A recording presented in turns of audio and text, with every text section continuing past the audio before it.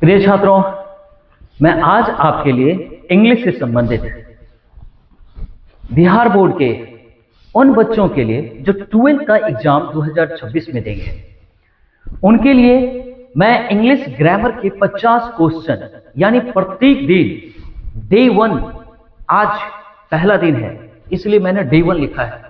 आपको हर एक दिन मिलेगा से आपने इंग्लिश में क्या पढ़ा है, आपको क्या पढ़ाया गया है, आप क्या पढ़ रहे हैं, इससे कोई फर्क नहीं पड़ता है। आप मेरे आधे घंटे का लेक्चर या हो सकता है 40 मिनट का लेक्चर हो सकता है, आप इनको देखेंगे और आपके एग्जाम में जो क्वेश्चन पूछे जाते हैं उसी पर आधारित क्वेश्चन हमने डिजाइन किया है। और यकीन मानिए इस सेट को आज आप देखना है, ग्रामर के जितने भी टॉपिक है सबको इसमें इंक्लूड किया गया है और हर एक दिन हम अलग अलग तरह के क्वेश्चन इसमें डालेंगे और आपको 4 ऑप्शन के साथ में चारों ऑप्शन का एक्सप्लेनेशन बताएंगे, ताकि जब कभी भी कोई और ऑप्शन आ जाए, कोई और ऑप्शन आंसर हो जाए तो उसको भी आपको देने में, उसका आंसर देने में आपको बड़ा सहूलियत होगा। आइए हम देखते हैं पहला नंबर का क्वेश्चन क्या कहता है।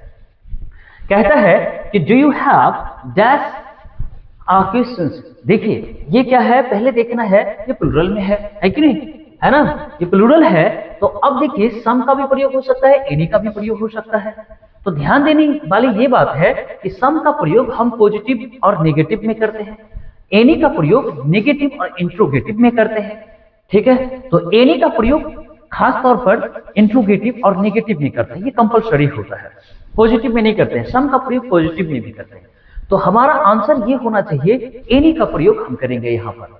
एनी क्वेश्चन जब इंट्रोगेटिव सेंटेंस होता है तो उस स्थिति में हमें एनी का ही प्रयोग करनी चाहिए, तो इसलिए हमारा आंसर क्या होगा, एनी का। बी नंबर आइए, कह रहे कि there is not sugar in the jar. देखिए ये शुगर है यानी चीनी है, अनकाउंटेबल नॉन है। हमेशा से एक बात ध्यान में रखिए कि देयर से जब कभी भी सेंटेंस शुरुआत होती है तो ये देयर सब्जेक्ट नहीं होता है, इनके बाद आने वाला जो नॉन होता है वही क्या होता है, इस सेंटेंस का सब्जेक्ट होता है। तो देखिए ये शुगर है, अनकाउंटेबल नॉन है, और ये अनकाउंटेबल नॉन जो होते हैं इनके साथ में हमेशा सिंगुलर वर्ब का प्रयोग होता है। ठीक है, तो यहाँ पर इसका भी प्रयोग किया गया है। और यहाँ पर देखना है ऑप्शन जब हम देख रहे हैं तो मेनी का प्रयोग है ना काउंटेबल प्लूरल नाउन के साथ में होता है, यानी क्या एक से अधिक जब नाउन रहेगा तब हम मेनी का प्रयोग करेंगे।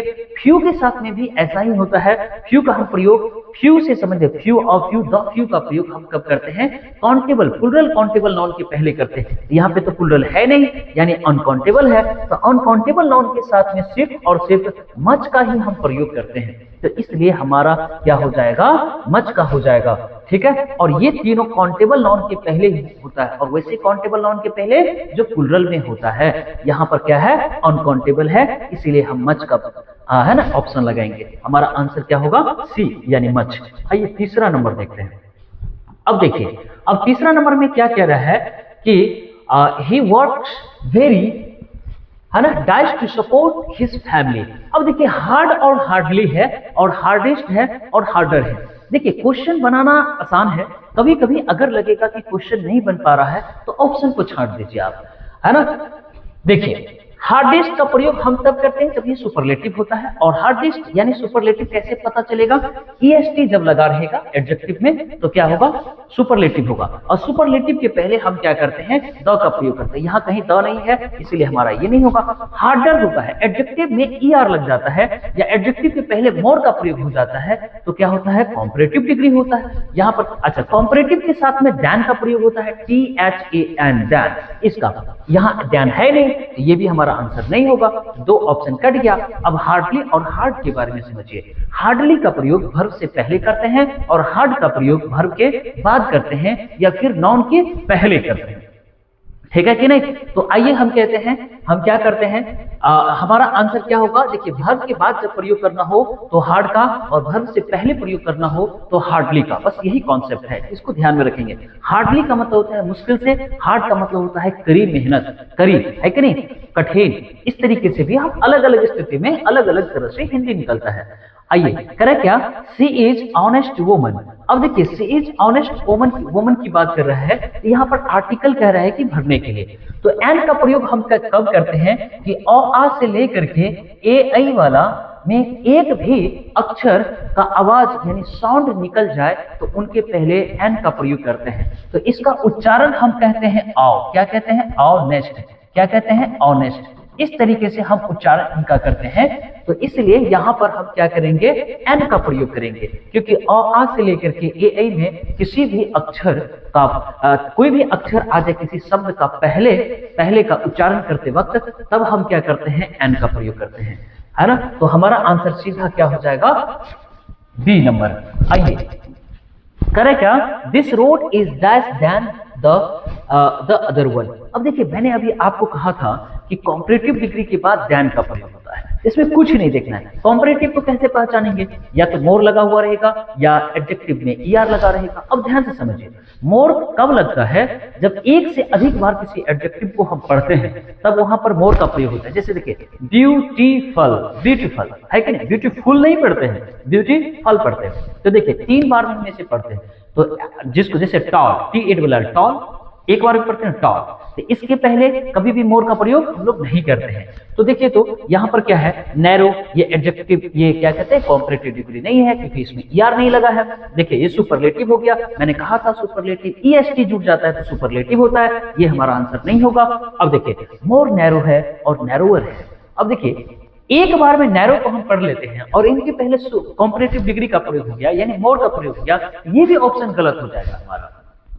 जिसको एक बार में पढ़ते हैं उसमें ईआर लगाने से कॉम्परेटिव बनता है, उनके पहले कभी भी मोर का प्रयोग नहीं करते हैं। जैसे देखिए TALL टॉल एक बार पढ़ते हैं, अब हम इसको मोर लगा करके अगर हम कॉम्परेटिव बनाएंगे तो ये गलत हो जाएगा, है ना। हमें इसका कॉम्परेटिव बनाने के लिए ईआर लगाना पड़ेगा, ठीक है। तो हमारा आंसर क्या होगा? बी। अब देखिए करेक्ट क्या? Both brother were fighting with dash. अब समझिए वन अनदर का प्रयोग हम कब करते हैं और क्या कहते हैं? इच अदर का, देमसेल्व्स, आवरसेल्व्स का प्रयोग कब करते हैं? समझिए आवरसेल्फ ये रिफ्लेक्सिव प्रोनाउन है ना। वी के लिए क्या होता है? आवरसेल्फ होता है। यहाँ पर सब्जेक्ट वी है नहीं तो ये गलत हो गया। देमसेल्व्स ये रिफ्लेक्सिव प्रोनाउन यहाँ पर है। देखिए रिफ्लेक्सिव प्रोनाउन और एम्फैटिक प्रोनाउन में क्या अंतर है? रिफ्लेक्सिव प्रोनाउन का प्रयोग वर्ब के बाद होता है या ऑब्जेक्ट के बाद होता है, उसको क्या कहते हैं? Reflexive pronoun. सब्जेक्ट के बाद यानी कि सब्जेक्ट से पहले, यानी कि सब्जेक्ट जो वर्ब से पहले सब्जेक्ट के बाद अगर आ जाता है तो उसे हम कहते हैं एम्फैटिक प्रोनाउन। तो देखिए सब्जेक्ट के बाद जो है कोई ऑप्शन है नहीं जो हमको एम्फैटिक प्रोनाउन का प्रयोग करना है, बिल्कुल भी नहीं। तो हम क्या करते हैं? ये क्या है? ये रिफ्लेक्सिव प्रोनाउन है और रिफ्लेक्सिव प्रोनाउन का प्रयोग हम तब करते हैं जब एक्शन का प्रभाव खुद पर पड़ जाए। लेकिन देखिए यहाँ पर जो लड़ाई कर रहे हैं तो मेरे एक्शन का प्रभाव किसी दूसरे पे पड़ रहा है, समझ गए? तो इसीलिए यहाँ पर रिफ्लेक्सिव प्रोनाउन का प्रयोग नहीं होगा, है ना। तो ये भी क्या हो जाएगा? हमारा गलत हो जाएगा। अब देखिए इच अदर और वन अनदर का प्रयोग कब करते हैं? तो देखिए इच अदर का प्रयोग सिर्फ 2 व्यक्ति रहेगा तो इच अदर का प्रयोग करेंगे, और 2 से अधिक व्यक्ति रहेगा तो वन अनदर का प्रयोग करेंगे। देखिए बोथ का मतलब होता है 2, है ना, दोनों भाई, तो दोनों है मतलब इच अदर का प्रयोग होगा, और 2 से अधिक रहता तो वन अनदर का प्रयोग होता। देखिए आंसर हमारा क्या होगा? B number. करेक्ट क्या? they thanked dice God for a safe journey। अब देखिए अच्छा ये गॉड है, ये कैपिटल जी वाला, देखिए दोनों में अंतर होता है, एक स्मॉल गॉड होता है और ये कैपिटल गॉड होता है। जरा सोचिए, देखिए मैं आपको कह रहा हूँ ये जमीन दिख रहा है, ये जमीन है, और वो कौन सा है? आसमान है। तो ये इस दोनों में जमीन और आसमान का अंतर है। मैं जैसा कह रहा हूँ एकदम वैसा ही है। ये वाला गॉड जमीन पर रहते थे पहले, यानी इनकी जो जन्म है वो धरती पर हुआ, और इस कैपिटल गॉड वाले का जो कैपिटल से जो शुरुआत हुआ है कैपिटल लेटर से, उनका जन्म पता नहीं है किसी को, लेकिन ऐसा कहा जाता है कि वो आसमान में रहते हैं, यानी हर जगह रहते हैं, वो दिखाई नहीं देते हैं। ऐसे गॉड को हम क्या कहते हैं? कैपिटल जी से शुरुआत करते हैं, और ये स्मॉल जो होता है इसके पहले हम आर्टिकल लगाते हैं और इसके पहले कोई आर्टिकल का प्रयोग नहीं करते हैं। इसलिए हमेशा ध्यान रखिएगा जब कभी भी कैपिटल जी से शुरुआत हो गॉड को लिखना, तो फिर हम इनके पहले कोई भी आर्टिकल का प्रयोग नहीं करते हैं। तो यहाँ पर हमारा आंसर क्या होगा? D number. अब कह रहा है the book is on on the table is mine. अब देखिए यहाँ पर जो है आपको दो वर्ब है, एक ये वर्ब है एक ये वर्ब है, लेकिन सब्जेक्ट तो द बुक है। इसका मतलब है एक और सब्जेक्ट होनी चाहिए। तो मैं आपको बता रहा हूं, देखिए रिलेटिव प्रोनाउन का कॉन्सेप्ट समझिए। हु विच दैट होता है। क्या होता है relative pronoun? Who which that होता है। अब जब हु विच दैट होता है तो समझना है कि कहां पर हु का प्रयोग करना है, कहां पर हु विच का और कहां पर दैट का। देखिए दैट का प्रयोग किसी भी नाउन के साथ में हम कर सकते हैं। विच का प्रयोग सिर्फ और सिर्फ जो है क्या कहते हैं इंसान को छोड़ करके बाद बाकी सभी के साथ में कर सकते हैं। और इंसान के साथ में हम हु का प्रयोग कर सकते हैं, यानी इंसान के लिए हु का प्रयोग करेंगे। तो यहाँ पर तो इंसान है नहीं, नॉन लिविंग थिंग है, तो इसके साथ में हम क्या करेंगे? विच का प्रयोग करेंगे। देखिए हुज का प्रयोग कब कर सकते हैं? जब हुज का प्रयोग हम तब करेंगे जब कोई हुज के बाद कोई नाउन रहे, है ना, यानी किसी नाउन से पहले हुज का प्रयोग करेंगे। हु का कब प्रयोग करेंगे? हु का जब ऑब्जेक्ट फॉर्म रहेगा तब हम क्या करेंगे? होम का प्रयोग करेंगे। यहाँ पे होम का प्रयोग नहीं कर सकते हैं। क्यों? क्योंकि दो वर्ब है तो दो वर्ब है तो दो सब्जेक्ट होना चाहिए। यहाँ पर एक वर्ब ये है एक वर्ब ये है, ठीक है। तो इसलिए इस कॉन्सेप्ट को ध्यान में रखना है। एक बात और ध्यान में रखिएगा, जब कभी भी रिलेटिव प्रोनाउन हो तो रिलेटिव प्रोनाउन से पहले आने वाला जो नाउन होता है उनके पहले कंपलसरी है कि आर्टिकल यानी द का प्रयोग होगा ही। और ध्यान से ये वाला देखना है कि रिलेटिव प्रोनाउन के बाद जो वर्ब आएगा वो रिलेटिव प्रोनाउन से पहले जो नाउन रहेगा उस नाउन के अनुसार वर्ब का प्रयोग होगा। अब देखिए ये नाउन कौन सा है? सिंगुलर है, तो इसीलिए वर्ब कौन सा हो गया? ये इज हो गया। यहाँ पर हमको विच रखेंगे फिर भी क्या होगा? इज का ही प्रयोग करेंगे, क्योंकि इस नाउन के अनुसार वर्ब का प्रयोग होता है। यानी रिलेटिव प्रोनाउन के पहले वाले जो नाउन होते हैं उसके अनुसार जो है वर्ब का प्रयोग करते हैं। तो ध्यान रखिए रिलेटिव प्रोनाउन कितना? Who which that. आइए करें क्या है ना, Meghalaya is located in north east. अब देखिए कोई भी डायरेक्शन होता है तो उनके पहले हम क्या करते हैं? ड का प्रयोग करते हैं। जैसे पूर्व पश्चिम उत्तर दक्षिण जो है जो भी डायरेक्शन होता है उनके पहले हम क्या करते हैं? आर्टिकल ड का प्रयोग करते हैं। देखिए he is poor, he is, है ना, ऑनेस्ट। क्या है? He is poor dash he is honest. चलिए देखते हैं भैया। देखिए करे कि वह गरीब है, ठीक है, वह ऑनेस्ट है। यानी एक ही व्यक्ति की बात हो रही है, यानी जो गरीब है वही क्या है? ऑनेस्ट है। अब देखिए गरीब अच्छी बात नहीं है, ये नकारात्मक बात होती है, ठीक है। ऑनेस्ट क्या होता है? अच्छी बात है, ईमानदारी है कि नहीं? तो देखिए हमेशा ध्यान रखिएगा कि जब विपरार्थक वाली बात हो यानी अपोजिट वाली बात हो, एक सही कह रहा है एक अच्छा तो दूसरी तरफ बुरा यानी खराब कह रहा है, तो आपको बट का इस्तेमाल करना चाहिए, यानी कंजक्शन के रूप में बट का प्रयोग करेंगे। सो का हम तब प्रयोग करते हैं जब इनके बाद कोई एडजेक्टिव वगैरह आ जाए, है ना, या यानी परिणाम दिखाना हो तो सो का प्रयोग करेंगे।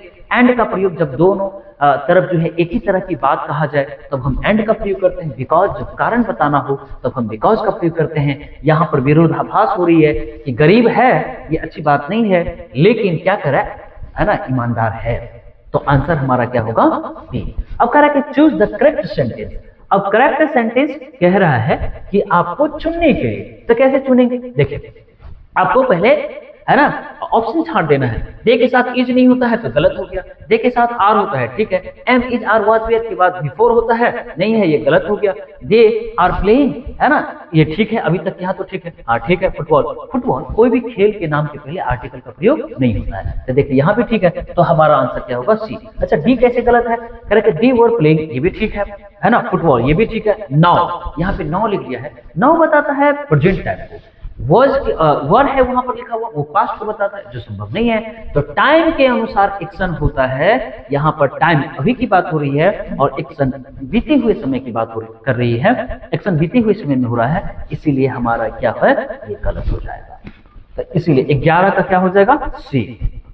आइए correct, choose the correct sentence. फिर करेक्ट सेंटेंस कह रहे हैं कि चुनने के लिए, तो देखिए हम किस तरीके से करेंगे, है ना। आइए करे क्या? विच केम फर्स्ट, चिकन और एग। देखिए अब समझिए ये क्वेश्चन समझिए फेमस क्वेश्चन है, ठीक है। जो भी फेमस क्वेश्चन होते हैं, ठीक है, उनके पहले हम द का ही प्रयोग करते हैं, क्योंकि वो फेमस का मतलब क्या होता है? यूनिक, वो यूनिक बन जाता है। कहता है कि कौन से पहले आया, है ना, मुर्गा की है कि नहीं, या फिर यानी मुर्गे के बच्चे या फिर अंडे, कौन से आए? अब ये फेमस क्वेश्चन है, ठीक है। तो जब फेमस क्वेश्चन होता है तो वो यूनिक बन जाता है, और यूनिक चीजों के पहले हम द का प्रयोग करते हैं, इसीलिए हमारा आंसर क्या होगा, है ना, इसके पहले क्या होता है, द। तो ये करेक्ट सेंटेंस चुनने के लिए कहा गया है, तो ये सी हम, क्योंकि ये फेमस क्वेश्चन है इसलिए। आइए क्या करें, द ताजमहल, है ना, the Taj Mahal is the monument in India. अब देखिए यहाँ पर द का प्रयोग किया गया है। मैंने कुछ देर पहले आपको कहा था कि जब द का प्रयोग हो या फिर आगे ध्यान की तरफ हो, ध्यान का प्रयोग हो, तो जब द का प्रयोग हुआ तो सुपरलेटिव का प्रयोग करेंगे। सुपरलेटिव का मतलब होता है ईएसटी, एडजेक्टिव के अंत में लगा हो या फिर एडजेक्टिव के पहले मोस्ट का प्रयोग हो, तो उसे क्या कहेंगे, सुपरलेटिव। तो यहाँ पर जो है सुपरलेटिव कौन सा हो सकता है, देखिए तो मोस्ट ये लिखा हुआ है कि नहीं, हमारा ये मोस्ट फेमस। देखिए इसको दो बार में पढ़ते हैं, फेमस, है ना, फेमस दो बार पढ़ना होता है।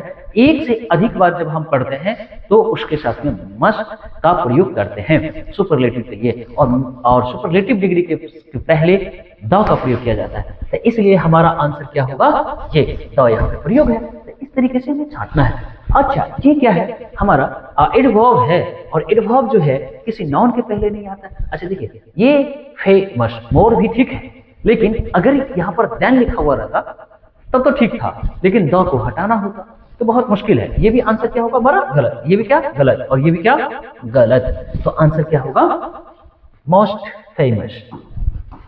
आइए कह रहे कि राम और श्याम। अब देखिए और से जब सेंटेंस शुरुआत हो ना, सॉरी, और से जब दो शब्द जुड़े हो तो ध्यान में हमेशा ये रखना है कि वर्ब के पास वाला जो सब्जेक्ट रहेगा ना, उसी के अनुसार जहां भी वर्ब जाएगा, ठीक है, और उसके पास में जो सब्जेक्ट आ जाएगा तो उसी सब्जेक्ट के अनुसार वर्ब का प्रयोग करना है हमें, ठीक है। तो देखिए वर्ब तो यहाँ रखना है, अगर यहाँ रहता, यहाँ पे वर्ब रखता, यहाँ पे कुछ नहीं करना, यहाँ पर रहता, तो इस वर्ब के बगल में कौन सा सब्जेक्ट है, ये वाला है, तो इसके अनुसार हम वो वर्ब आता। अब देखिए यहाँ पर क्या है, श्याम है, तो सब्जेक्ट इसके अनुसार आएगा, तो क्या होगा हमारा इज आंसर होगा, यानी राम या श्याम दोनों में से कोई एक ही बात कर रहा है ना। अब्सेंट टुडे, है कि नहीं, आज जो है राम और श्याम में से, है ना, राम या श्याम अब्सेंट है आज, तो क्या होगा इज। अब इसको देखिए, कह रहा है कि ही और his brother dash responsible for this word. अब देखिए यहाँ पर क्या है, फिर सब्जेक्ट हमारा क्या होगा, ये होगा, तो इसीलिए इनके साथ में क्या होगा, सी आंसर। अब देखिए it was kind dash you to help me. देखिए काइंड के साथ में जो प्रेपोजिशन आता है वो ऑफ आता है, क्या होता है, ऑफ। देखिए कुछ प्रेपोजिशन को आपको रटना पड़ेगा, यानी फिक्स कुछ शब्द ऐसे होते हैं, कुछ वर्ड्स ऐसे होते हैं जिनके साथ प्रेपोजिशन आता है, उनको याद करना होता है, फिक्स प्रेपोजिशन उसको कहते हैं, ठीक है कि नहीं। ऐसे शब्द को तो काइंड के साथ में ऑफ आता है, आपको याद हमेशा रखना चाहिए। आइए आगे क्या कर रहा है, Sita fail dash the rieska, है ना, रिक्शा, है कि नहीं, इस तरीके से लिखा हुआ है। तो कह रहे क्या, वह गिर गया, रिक्शा से क्या करता है, वो गिर जाती है, ठीक है। तो देखिए ऑफ का प्रयोग हम जो है ना, OFF ऑफ का प्रयोग कब करते हैं, जब कम डिस्टेंस से लोग दूर हो जाता है। जैसे मेरे कंधे पे कोई हाथ रखते, मैंने कहा हाथ हटाओ मेरे कंधे से के अर्थ में ऑफ का प्रयोग करते हैं। सीढ़ी से गिर गया, तो सीढ़ी से थोड़ी सी कम दूरी की बोध होती है। कोई पटना से आ रहा है तो बहुत ज्यादा लंबी दूरी होती है, इसीलिए ऑफ का प्रयोग नहीं करेंगे। जब कम दूरी की बात हो और सेपरेशन की बात हो, यानी अलगाव की बात हो, तो ऑफ का प्रयोग करते हैं। और फ्रॉम का प्रयोग तब हम करते हैं जब लंबी दूरी से, यानी है ना, थोड़ी सी डिस्टेंस की बोध हो, तो हम क्या करते हैं, फ्रॉम का प्रयोग करते हैं। और अब डाउन का मतलब नीचे जानते ही हैं, ये एडवर्ब भी होते हैं, प्रेपोजिशन भी होते हैं। ऑफ का मतलब आप जानते हैं कि संबंध बताने के लिए ऑफ का प्रयोग करते हैं। तो हमारा आंसर क्या होगा, डी हो जाएगा, ये नहीं होगा। आइए करके someone is waiting, है ना, डैश द लाइब्रेरी। अब देखिए अब क्या कह रहा है, एट लाइब्रेरी में कोई इंतजार क्यों करेगा, लाइब्रेरी इंतजार करने की जगह नहीं होती है, वो स्टडी करने की जगह होती है, इसीलिए ये क्या होगा, गलत। बिफोर, लाइब्रेरी के सामने, लाइब्रेरी के पहले बिल्कुल नहीं। हम इसका जो सेट होता है ना, लाइब्रेरी के बाहर, आउटसाइड, सबसे अच्छा क्या है, आउटसाइड।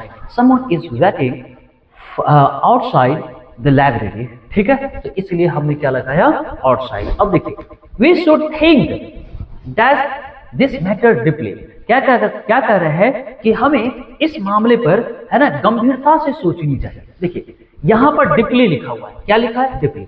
थिंक के साथ में ऑफ का प्रयोग होता है, अबाउट का प्रयोग होता है, ओवर का प्रयोग होता है। जब किसी चीज के बारे में अत्यधिक गहराई से जब आप सोचने लगते हैं तो थिंक के साथ में ओवर का प्रयोग करते हैं। किसका? ओवर। आप देखते हैं किसी काम को लेकर के अगर अत्यधिक हो जाता है तो कहते हैं ना कि ओवर हो गया, तो सोच रहा है यहाँ पर क्यों, ये बता दिया, ये क्या है? डिपली है। डिपली कह रहा है कि अत्यधिक, इसीलिए हम क्या करते हैं? ओवर का प्रयोग करते हैं। हमारा आंसर क्या होगा? सी। देखिए, place the chair dash the two tables. अब देखिए, अगर दो रहेगा, अमंग का प्रयोग दो से अधिक के लिए, यहां पर दो है तो ये नहीं होगा। बिटवीन का प्रयोग सिर्फ दो के लिए है ना, ये आंसर हो जाएगा। अमंगस्ट का भी प्रयोग उसी तरीके से, विथ का प्रयोग करना नहीं है इसमें, तो हमारा आंसर क्या होगा? ये। अब देखिए ये क्या कर रहा है? Riya has done this work by dash. अब देखिए रिफ्लेक्सिव प्रोनाउन हो गया। मैंने कहा था आपको कि वर्ब के बाद जब भी रिफ्लेक्सिव प्रोनाउन होगा, यानी वर्ब के बाद रखना होगा सेल्फ। रिफ्लेक्सिव प्रोनाउन कैसे पहचानेंगे? SELF सेल्फ या सेल्फ, SELF सेल्फ लगा रहेगा किसी शब्द में, तो किसी प्रोनाउन में, वो क्या कहलाएगा? रिफ्लेक्सिव या एम्फैटिक प्रोनाउन। अब उसकी पहचान कैसे होगी? पोजीशन के अनुसार होगा। अब देखिए इसका पोजीशन क्या है? वर्ब के बाद आएगा तो क्या होगा? Reflexive pronoun. वर्ब से पहले यानी सब्जेक्ट के बाद आएगा तो एम्फैटिक होगा। यहाँ पर वर्ब के बाद आना है तो ये रिफ्लेक्सिव प्रोनाउन कहलाएगा। और रिया है, लड़की है, लड़की के लिए सी का, और शी के लिए रिफ्लेक्सिव प्रोनाउन हर होता है। जहां भी हर है उसको आंसर मार दीजिए। आंसर क्या होगा? शी। इसका आंसर क्या होगा? 21 नंबर का शी। देखिए द कौन से मैट इट्स, है ना, डिसीजन। देखिए ध्यान से समझिए। अब ये क्या है? अब ये सिंगुलर है, ये प्लूरल है, ये पता नहीं चलेगा। चलेगा, बहुत आसानी से चलेगा। देखिए इट्स लिखा हुआ है। देखिए किसी भी सेंटेंस में अगर कोई प्रोनाउन का प्रयोग हो रहा है तो इसका मतलब ये समझिए कि उससे पहले कहीं ना कहीं उस नाउन का जिक्र हुआ है। ठीक है, तो देखिए काउंसिल हमारा नाउन है और इसी नाउन के लिए इट्स हुआ है, और इट्स किसी सिंगुलर नाउन के लिए होता है। इसका मतलब ये भी सिंगुलर है। तो जब ये सिंगुलर है तो इनके साथ जो आएगा वर्ब वो सिंगुलर वर्ब आएगा। तो देखिए यहाँ पर एक ही सिंगुलर वर्ब है, हैज, और हैज हैव हैड के बाद वर्ब का कौन सा रूप? तीसरा रूप आता है। हमारा आंसर सी नंबर होगा। इसको देखिए तो क्या कर रहा है? The children enjoyed in the park. अब देखिए फिर मैंने कहा वर्ब के बाद आ गया है क्या? ये सेल्फ वाला या सेल्फ वाला। एक से अधिक बच्चे हैं। कितने बच्चे हैं? एक से अधिक बच्चे हैं। इसका मतलब इनके लिए होगा दे। ठीक है, क्या होगा? दे। प्रोनाउन दे आएगा, और दे के लिए क्या होता है? देमसेल्व्स होता है। तो हमारा आंसर क्या होगा? देमसेल्व्स। ठीक है, चलिए करें कि all his dash is stolen. ठीक है कि नहीं? मतलब क्या? सब कुछ उनका जो है चोरी हो गया। ठीक है, तो देखिए कैसे हम इसमें बात करते हैं। कह रहे हैं देखिए लगेज है। क्या है? लगेज। एक बात ध्यान रखिए, लगेज, बैगेज, एडवाइस, इंफॉर्मेशन, क्या, फर्नीचर, ठीक है, इन सभी के साथ में कभी भी एस नहीं जुड़ता है, और ना ही इन सभी के साथ, इन सभी के पहले आर्टिकल का प्रयोग होता है। तो इन चीजों को ध्यान में रखिएगा। तो देखिए ये प्लुरल है, गलत हो गया। ये भी क्या हो गया? गलत हो गया। फर्नीचर प्लुरल है, गलत हो गया। तो लगेज क्या हो गया? हमारा सिंगुलर है। तो कुछ ऐसे शब्द होते हैं उसको ध्यान में रखना होता है, और ये पूछता ही है ना। तो आंसर हमारा क्या हो गया? करेक्ट कि देयर। अब देखिए फिर मैंने कहा था कि देयर से जब सेंटेंस शुरुआत हो तो देयर कभी भी सब्जेक्ट नहीं होता है। देयर के बाद जो नाउन आएगा वही हमारा क्या होता है? सब्जेक्ट होता है। तो देखिए ये क्या है? कैट है। ये हमारा सब्जेक्ट होगा, यानी ये सिंगुलर है। तो इनके साथ में वर्ब कौन सा आएगा? सिंगुलर आएगा। हमारा आंसर क्या होगा? इच, यानी सिंगुलर वर्ब वो है। अब इसमें कह रहे हैं etch boy and each girl. अब सोचिए जरा, अब एक कॉन्सेप्ट याद रखिए, जब कभी भी किसी भी नाउन के पहले या प्रत्येक नाउन के पहले जब एक नाउन हो या एक से अधिक नाउन एंड से जुड़ा हो और प्रत्येक नाउन के साथ में इच का प्रयोग हो या फिर एवरी का प्रयोग हो या फिर नो का प्रयोग हो तो उसे सिंगुलर माना जाता है, यानी उनके साथ में सिंगुलर वर्ब का प्रयोग होगा। देखिए यहाँ पर दो नाउन है, बॉय है, गर्ल है, और दोनों नाउन के पहले इच का प्रयोग हुआ है, इच का प्रयोग हुआ है, और दोनों नाउन होने के बावजूद भी इनके साथ में वर्ब कौन सा होगा? सिंगुलर होगा।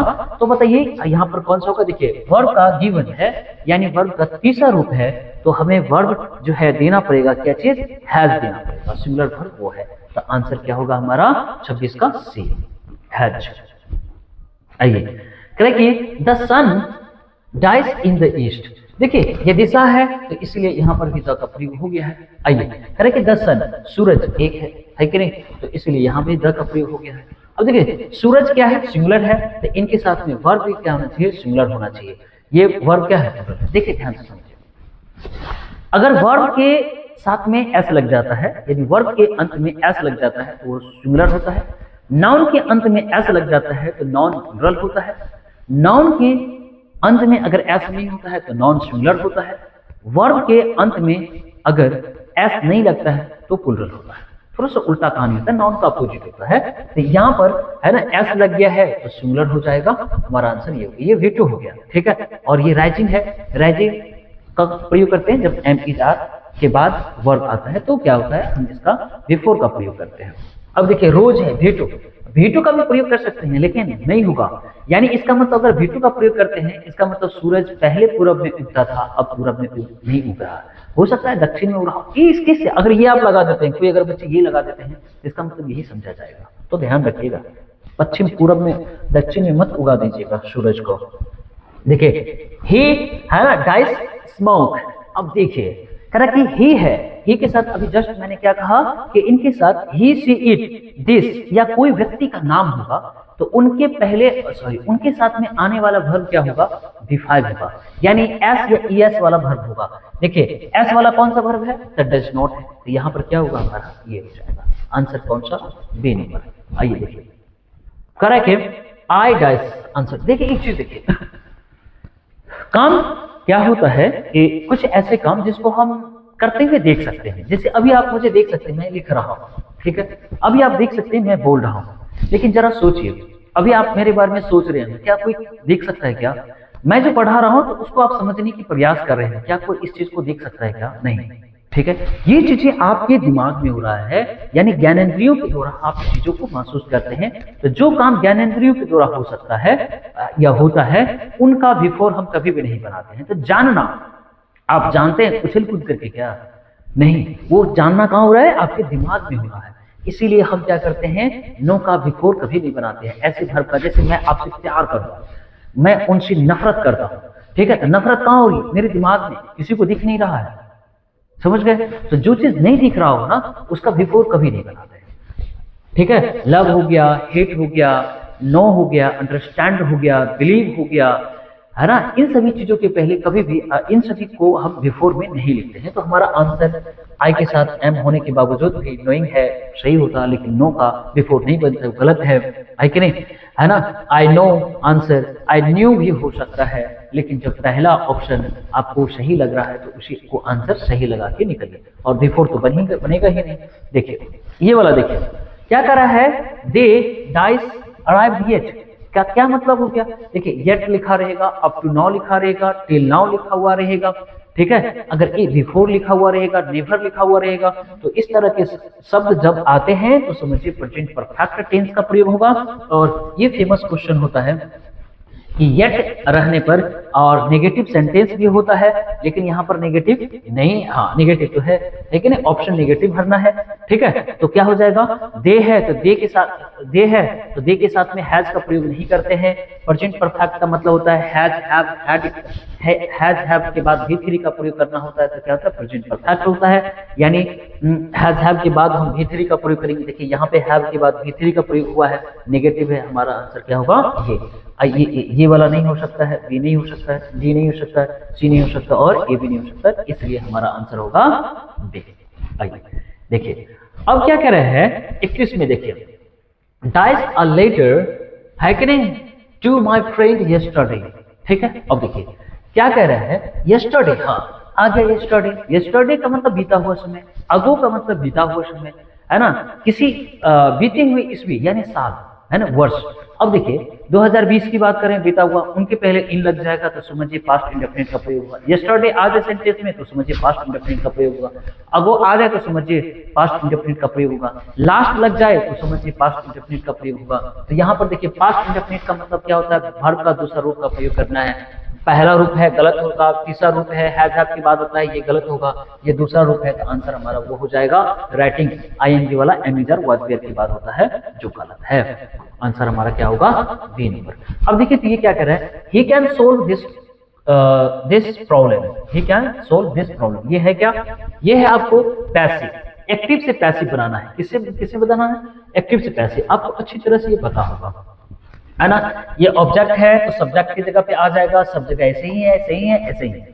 अब देखिए कैन के बाद बी आना चाहिए, तो कैन के बाद बी आ गया, और बी के बाद V3 का प्रयोग होगा सोल्व और बाय हिम। आपको पता ही होगा पैसिव वॉइस बहुत आसान होता है, आप बना ही लेंगे, इसका रूल बहुत ही शॉर्टकट होता है, बहुत आसान होता है। देखिए he writes a letter, he writes a letter क्या है, इसमें कह रहा है क्या, तो ये वर्ब के बाद जो आता है वो ऑब्जेक्ट होता है, और लेटर ही हो गया, और देखिए लेटर के साथ में प्रेजेंट इंडेफिनिट है, इनके साथ में इज का प्रयोग करना है हमें, है ना, तो इज हो गया। इसके बाद मेन वर्ब को V3 में बाय, फिर ऑब्जेक्ट सब्जेक्ट को ऑब्जेक्ट के रूप में लिख देना है, तो बाय हिम हमारा आंसर ए नंबर हो जाएगा, ठीक है। आइए करेक्ट, ओपन द डोर, जो हाँ देखिए जो इम्परेटिव सेंटेंस होता है, इम्परेटिव सेंटेंस का मतलब होता है वैसे सेंटेंस जो V1 से शुरुआत हो, ठीक है, और हम क्या करते हैं, ऑर्डर देते हैं, और देखिए ऑर्डर वाला दो सेंटेंस होता है, एक वर्ब के बाद जो है ऑब्जेक्ट आता है, और एक वर्ब के बाद ऑब्जेक्ट नहीं आता है, जैसे गो देयर है कि नहीं, तो गो के बाद देखिए कोई ऑब्जेक्ट नहीं आया है, तो ये ऑर्डर वाला हो गया। ओपन द डोर है कि नहीं, अब ओपन द डोर कहते हैं, इसका मतलब दरवाजा खोलो, ये भी आदेश देने का बोध करा रहा है। तो आदेश देने वाला जो सेंटेंस होता है ना, खासतौर पे इंपरेटिव सेंटेंस, तो इनको हम लेट से बनाते हैं, क्या बनाते हैं, तो पहले लेट का प्रयोग करते हैं, तो लेट का हमने प्रयोग कर दिया, कहाँ कहाँ इसमें नहीं है तो गलत हो गया, लेट ये है, लेट ये है। अब लेट का प्रयोग करने के बाद जो ऑब्जेक्ट होता है उसको सब्जेक्ट के स्थान पर रखते हैं, तो डोर है, इसमें भी है, इसमें भी है, और इसमें तो है नहीं, तो गलत हो गया, ये दोनों। अब दोनों में देखते हैं, इसके बाद हम बी का प्रयोग करते हैं, देखिए am is are was were का प्रयोग करना ही होगा, अगर वो सब नहीं है तो बी का प्रयोग करना है हमें हर हाल में। तो देखिए यहाँ पर क्या होगा, बी का हम लोग प्रयोग करते हैं, और फिर क्या होगा, सी, हमारा आंसर क्या होगा, 34 का सी। आइए देखिए वॉइस को मैं बहुत अच्छी तरह से एक्सप्लेन नहीं कर रहा हूँ, क्योंकि इसके 4 रूल होते हैं, ठीक है, और 4 रूल बताने में समय लगेगा। अगर 4 रूल आप सीख गए, 4 बातें, ठीक है, तो पूरी वॉइस खत्म हो जाएगी, और टेंस जानने की जरूरत नहीं है वॉइस को लेकर के, इतना मत सोचिएगा कि टेंस आएगा तो ही वॉइस होगा, ठीक है, टेंस की कोई जरूरत नहीं है इसमें। नरेशन पढ़ने के लिए और वॉइस पढ़ने के लिए टेंस की जरूरत नहीं होती है, समझ रहे हैं।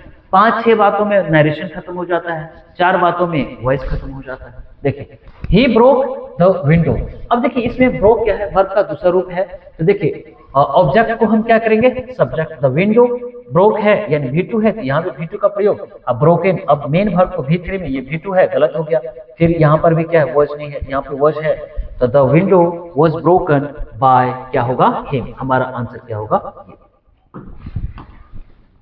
अब देखिए ये क्या है, क्वेश्चन टैग है, क्या है, क्वेश्चन टैग। अब क्वेश्चन टैग क्या कहता है, ही प्लेज, कह रहा है कि he plays cricket. Question tag के बारे में मैं बता देता हूँ। देखिए सेंटेंस को पहले चेक करना है, नेगेटिव है या फिर अफर्मेटिव है कि नहीं, यानी क्या नॉट का प्रयोग हुआ है कि नहीं, तो इस सेंटेंस में नॉट का प्रयोग नहीं हुआ।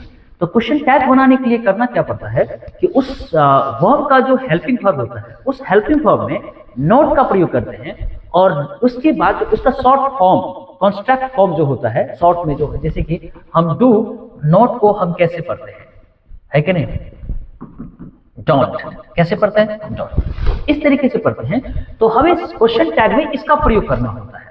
तो आइए हम किसका करते हैं, तो देखिए यहाँ पर वर्ब का कौन सा रूप, 5वां रूप है, तो 5वां का हेल्पिंग वर्ब क्या होता है, डज होता है, तो डज वाला देख लीजिए ये है, और कोई नहीं, तो हमारा आंसर क्या होगा, ये।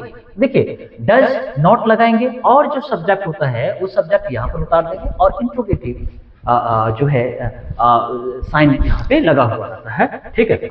आइए इधर, अब एक चीज ये देखिए क्या कर रहा है, the antonym of accept. Antonym का मतलब ये सब पूछता है आपके एग्जाम में, ध्यान रखिएगा। मैंने पहले कहा था कि एकदम एग्जाम का जो पेपर होता है आपके एग्जाम में, ठीक उसी तरीके से हम आपको डिजाइन करके देंगे, और प्रत्येक दिन आपको लगाना है।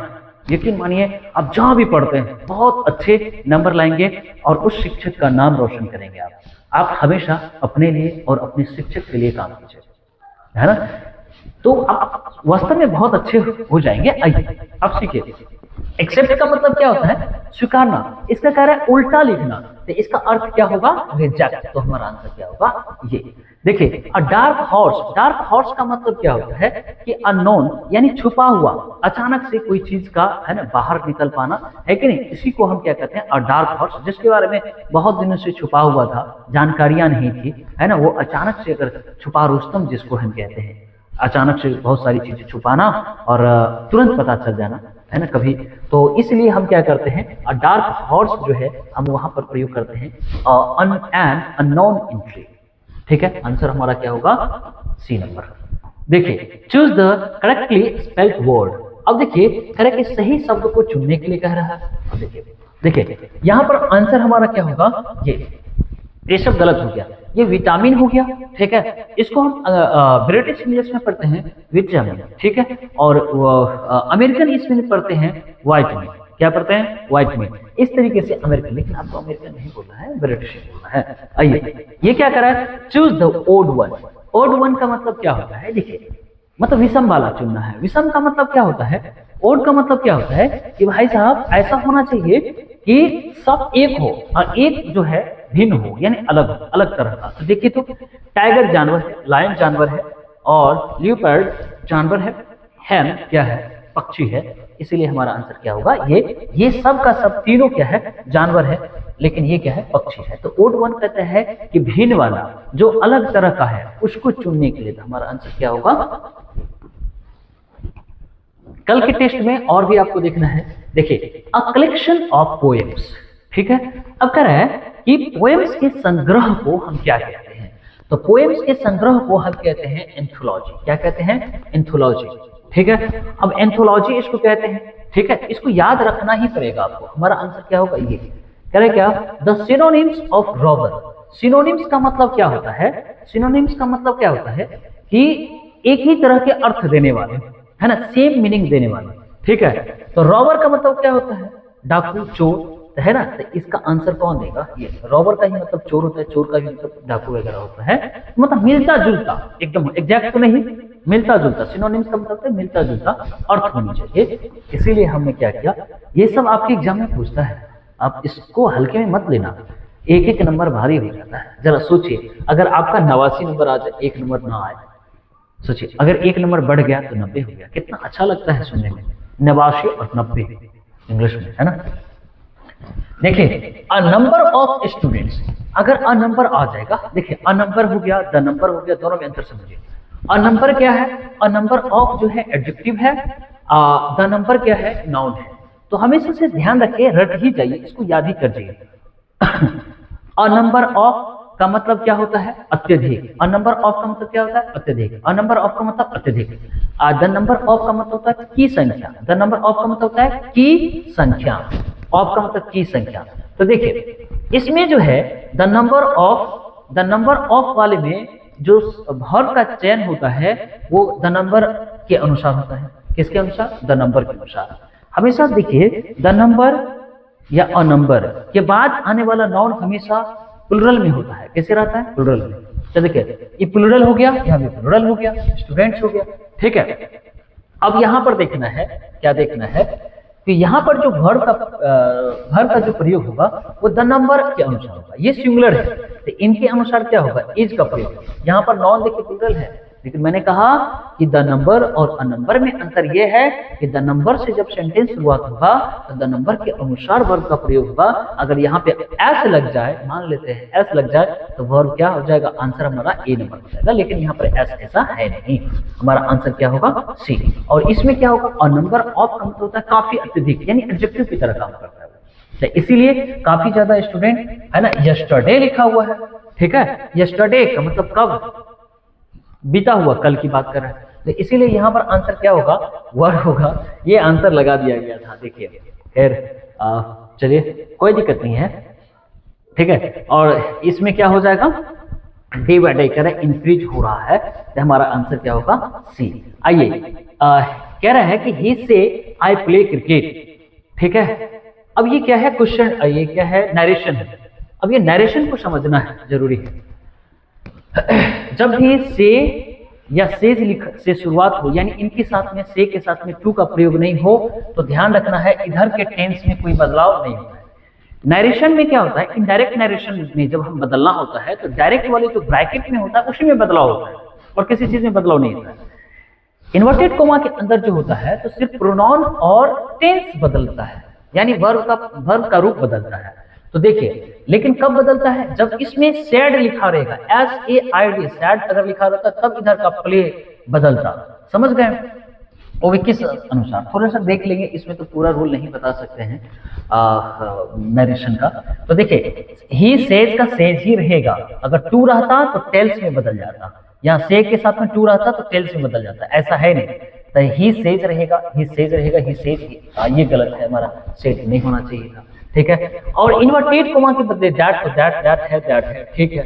अब क्या करते हैं, फर्स्ट पर्सन है, सब्जेक्ट के अनुसार होगा, तो आई का क्या होता, ही होता, तो ही ठीक है। यहाँ पर आई का आई ही है तो ये गलत हो गया हमारा, ठीक है। अब देखिए, अब हमने कहा क्या टेंस नहीं बदलता है, कब नहीं बदलता है, जब यहाँ पर से या सेज लिखा हुआ रहेगा तो टेंस कभी भी नहीं बदलेगा। तो हमारा है ना, ये यहाँ पर क्या किए हैं, ये बदल दिया है तो ये भी गलत हो गया, ये गलत हो गया, ये गलत हो गया, तो हमारा डायरेक्ट आंसर क्या हो जाएगा, ये सी नंबर हो जाएगा, दैट ही प्लेज क्रिकेट। इस तरीके से इसका टेंस नहीं बदलेगा। यहाँ पर आई है, आई ने कहा कि भाई ही तुम आ जाओ, है ना, ये यानी आई जो बदलेगा सब्जेक्ट के अनुसार, तो सब्जेक्ट यहाँ पर ही के रूप में होगा, ही के साथ में, आई के साथ में V1, तो ही के साथ में क्या होता है V5, तो इसीलिए हमने V5 का प्रयोग किया है। देखिए, he says dice I have worked hard, कह रहे हैं कि ये भी क्या है हमारा उसी तरीके से है, नरेशन ही है। ही सेज का सी सेज का सेज रहेगा, आई केस में बदल जाएगा, सी में बदल जाएगा, और हैव का अच्छा हैव की जगह पे हैज हो जाएगा क्योंकि सी के साथ में हैज, तो आंसर हमारा लगता है ये हो जाएगा। आंसर कौन सा, ये बी नंबर। यहाँ पर शेड लिख दिया थी तो वैसे भी नहीं होगा, ठीक है। अब वर्क है ये V2 में कर दिया है ये नहीं होगा, तो हमारा आंसर क्या होगा, इधर 47। He said to me you are studying. अब देखिए फिर आ गया नरेशन 5-6 नंबर का पूछता है, ठीक है, इसीलिए इसमें ज्यादा लगता है कि आ गया है। देखिए, he said to me you are studying. अब फिर देखिए, अब ये पास्ट फॉर्म आ गया है, क्या आ गया, पास्ट फॉर्म। जब ये पास्ट फॉर्म आ जाएगा ना सेड टू, तो सेड टू जैसे ही आएगा तो क्या होगा, टोल्ड में बदल जाएगा, किसमें, टोल्ड में। तो सब में टोल्ड है, इसमें सेड है, इसको काट दो फटाफट, ठीक है। अच्छा, he told me, inverted coma के बदले that, you first second person है, ऑब्जेक्ट के अनुसार आई, और फिर देखिए आर है तो इसके साथ में क्या हो जाएगा, पास्ट है तो प्रेजेंट है, उधर सैड है तो प्रेजेंट किस में चेंज हो जाएगा, पास्ट में, मतलब एम इज आर जो है वाज में हो जाएगा, तो वॉच है, स्टडिंग, ठीक है। तो हमारा आंसर यही लगता है सही है, और भी है क्या, ये सब गलत हो जाएगा, ठीक है। चलिए आगे देखिए 48 में, he said to me you play well, ठीक है। अब फिर ये देखिए, फिर सैड टू का प्रयोग हुआ है, टोल्ड में बदल जाएगा, किसमें बदल जाएगा, टोल्ड में। अगर इधर V2 का प्रयोग हुआ है तो इधर का टेंस भी प्रयोग में परिवर्तन होगा। तो ही टोल्ड मी हो गया, inverted coma that, you second person है, किसके अनुसार, ऑब्जेक्ट के अनुसार, तो आई हो जाएगा, यहाँ पर प्ले रख दिया गया है, बदला नहीं है, टेंस तो गलत हो जाएगा। तो प्रेजेंट किस में बदल जाएगा, पास्ट में, तो he told me that I played well, ये आंसर हो जाएगा, ठीक है। हाँ देख लेता हूँ, ठीक है। हो सकता है कोई एक्सप्लेनेशन के दौरान जो है मिस्टेक हो, तो उसके लिए आपको कभी नहीं सोचना है।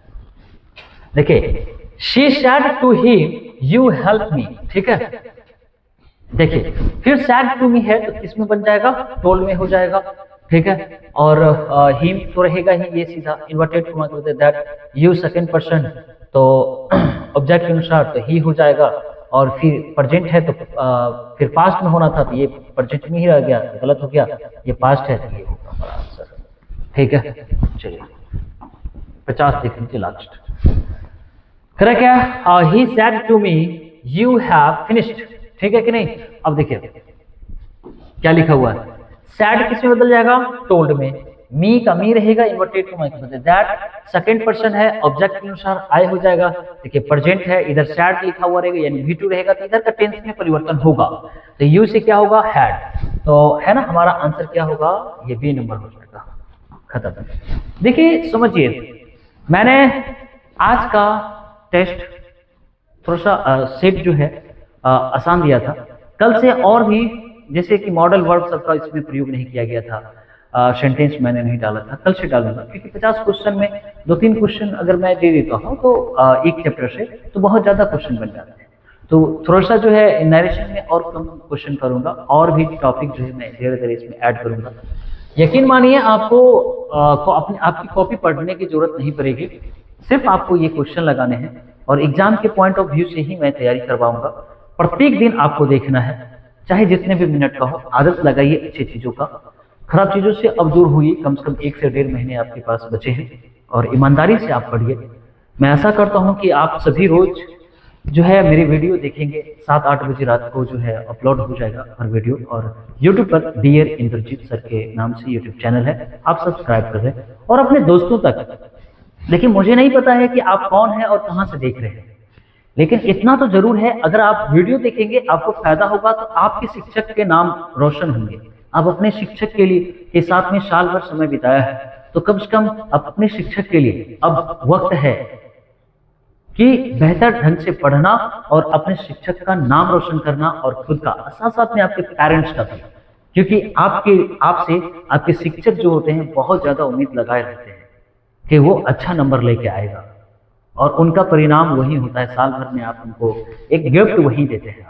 धन्यवाद। नेक्स्ट वीडियो का इंतजार कीजिए।